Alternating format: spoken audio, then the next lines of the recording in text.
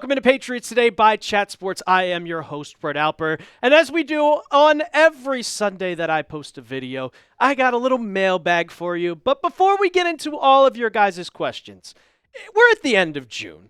It is a couple of the last days of June, and I want to just fully step on the Bills breakdown. You see the difference. 380 subs compared to 128. Let's make it 300 from this video right now. So go ahead, subscribe to the channel if you love the Pats. If you want content every single day talking about the Patriots, news, rumors, breakdowns, analysis, everything in between, let's show the Bills breakdown that we are the best AFC East YouTube channel on the planet.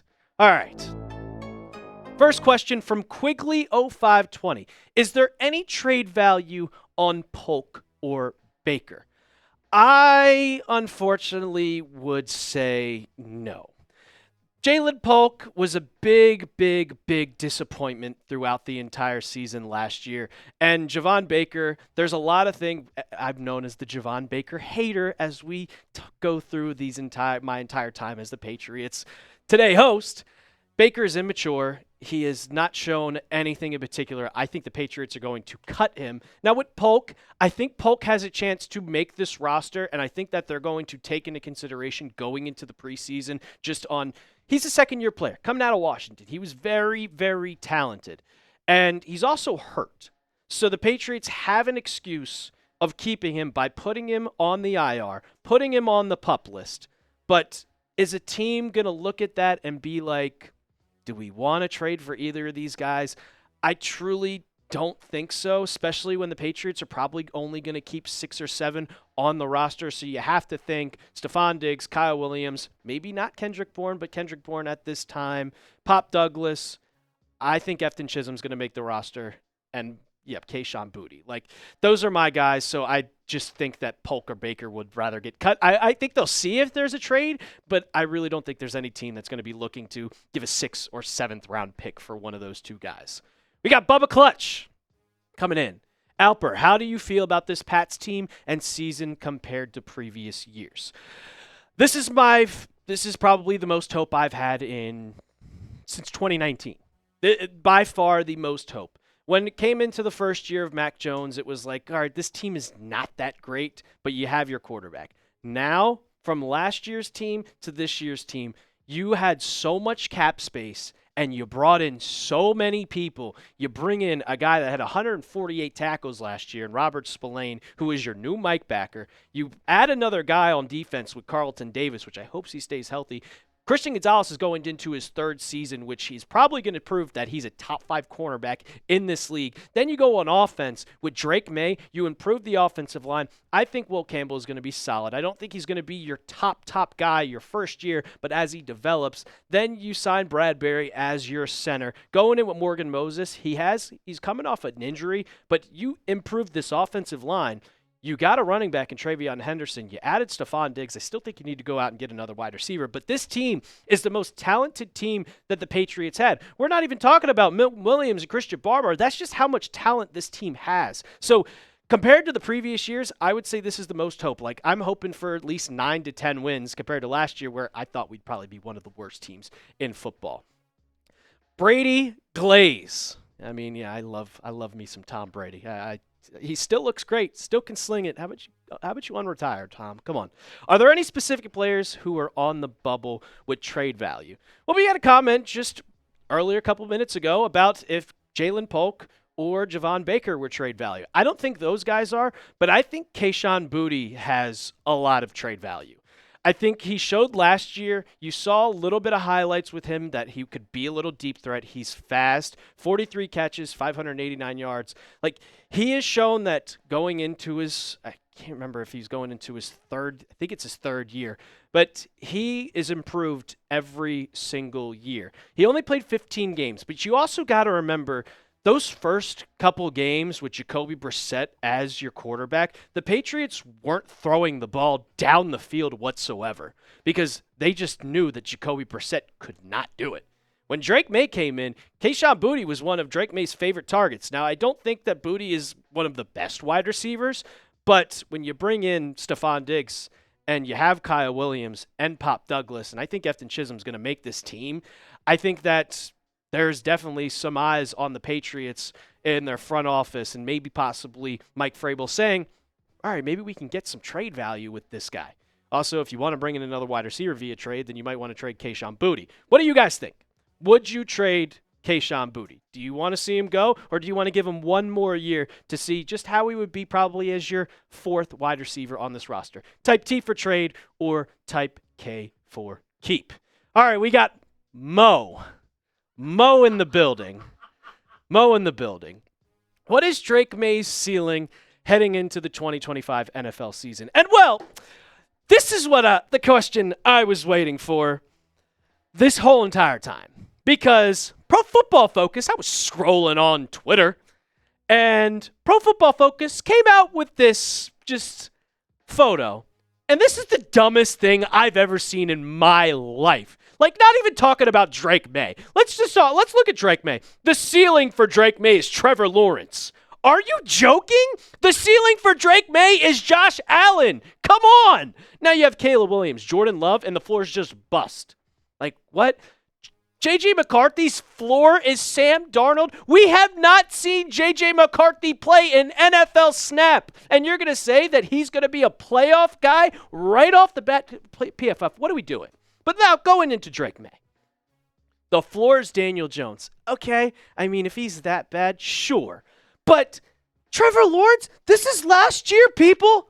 He had a better completion percentage. And I know Trevor Lawrence played 10 games.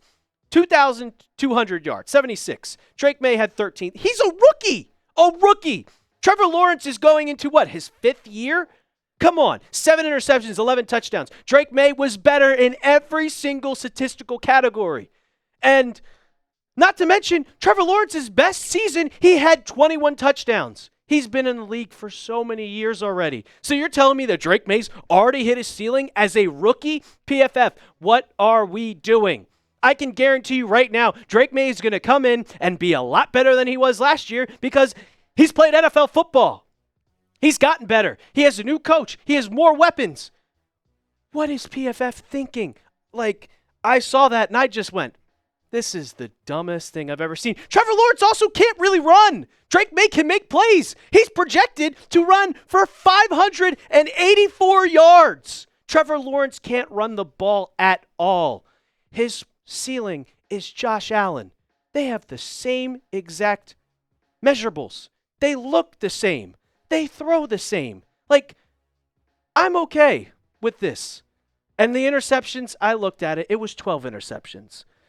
But, my God, it's like, I see 22 touchdowns. But for PFF to just go out there and say that his ceiling is going to be Trevor Lawrence, that's the best he's going to be, give me a break, man. Give me an absolute break. I'll ask you guys, how many touchdowns will Drake Maye throw for in 2025? His line by the sports books is 19.5, and he's projected 22.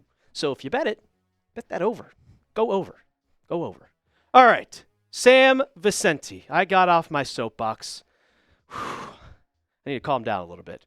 Sam Vicente, I'm new to the game. How can I learn it before the season starts? Oh, that is an interesting question, Sam. So what I did when I wanted to learn football, there's just two ways. Watch a lot of it. You're going to watch it, and you're going to probably not realize what's going on. You're going to see, why are they on first down? Why are they on second down? Why are they on third down? Well, watch a lot of football, because after you watch probably 5 or 6 games, you'll start to understand it more. And the one thing that I will say the best to learn football, play Madden. Play Madden nonstop. You will start to understand as it's a game, and you're put into the game. So once you learn it, you get to realize, okay, yeah, this wide receiver's going this way, hike, all right, there's a penalty. Don't worry about the penalties right now. Just understand the concept of football, trying to get the first down, trying to score into the end zone. Understand a throw, a pass, and a run. And then you understand, you'll get to the defense a little bit, but just watch a lot of football and play a lot of Madden. All right. I'm just going to say Garrett. Leard. I'm terrible at names, man. What are the chances Henderson is the lead back over Rhamondre by the end of the year? I think that it is a very, very, very high possibility that TreVeyon Henderson becomes a starting running back. I wouldn't even say by the end of the year. I'd say halfway through. But I did see a picture on Twitter earlier today, and it was Rhamondre. He looks skinny, and I mean skinny as hell. But the Patriots, they're not looking for you to be a skinny running back. They're looking for you to be a ground and pound, a downhill runner, and then you bring in TreVeyon Henderson to go in and just run the ball like speed demon. But if he has this fumbling problem that he had last year, and he does not show, because last year it was about 3.9 yards per carry. If he goes into this year and he has less than 4 yards per carry, and TreVeyon Henderson has more, and he has that fumbling problem, Henderson will be the starting running back by week 7. It will be that very, very, very quickly. Guarantee that. Bubba Clutch, coming back. Alper, do you see the Pats ever winning a championship again? I do. I don't know if this feeling is ever going to be the dynasty feeling. I don't know if we're ever going to get that feeling back at Tom Brady because he's the greatest quarterback of all time. And you won't find anybody ever better than Tom Brady. But I feel like in the new wave of NFL, there's no dynasties. Like, the Chiefs just got beat, people. The Chiefs just got beat. There is a lot of times. And if the Patriots get better, and once you make it to the playoffs, you can go on a huge run. People have Cinderella stories all the time. We go back to 2007, things happen. I think the Patriots have the talent. I think they have the organization, which I trust Robert Kraft. He's not going to be the head of the Patriots much longer. It's going to be Jonathan Kraft at some point, if not already. But I feel like they are being put in a perfect spot and to once again win a championship. It's not going to happen this year. It's not going to happen next year. But 5 years down the line, I guarantee Patriots might be in the Super Bowl before we know it. All right, one more question from Quigley. This team will look different as training camp progresses. What teams are having position battles? So the team will look different what teams will have position battles? I think right now there's a position battle for wide receiver. There is a big one for wide receiver. And it's up to Javon Baker and Jalen Polk and Kayshon Boutte. Like, I guarantee you 4 guys. 4 guys are going to be. You have Matt Collins, you have Stephon Diggs, Kyle Williams, and Pop Douglas. Those are your 4 guaranteed spots. There's about 3 more. And is it going to be Jalen Polk, Javon Baker, Efton Chisholm, or Kendrick Bourne? You have to realize, and you're going to go into training camp. You're going to go in to preseason, and that is what you have to look at the most. You're going to see all those guys get a lot of playing time because they don't know who is going to make the roster and who is going to get good. Also, look out for the edge rushers because Anthony Jennings and Clavon Chason, because you know Harold Landry is your starting one. He's your number 1 guy. Who's going to be that number 2 guy? It's going to be down to those guys. You're also going to bring in Keon White. I think he might go to the edge a little bit. So those are your 2 position battles that I think that you have to look for going into the 2025 season. Don't forget to subscribe to the channel, Patriots Today by Chat Sports. We're on our way to 27,000 subs. And also, give me a follow on Twitter @TheRealAlper. I'm your host, Brett Alper. And as always, let's go Pats.